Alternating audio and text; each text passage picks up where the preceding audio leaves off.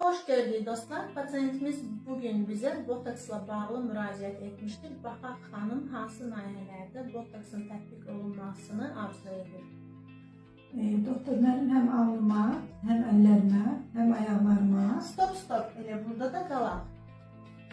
Bildiyimiz kimi bəzən pasientlərimiz üz botoks ilə yanaşı hipidroza qarşı da botoksun tətbiq olunması üçün və biz pasiyentə eyni anda bütün prosedurları icra etmək üçün ən azı 2-3 flakon botoksindən istifadə etməliyik.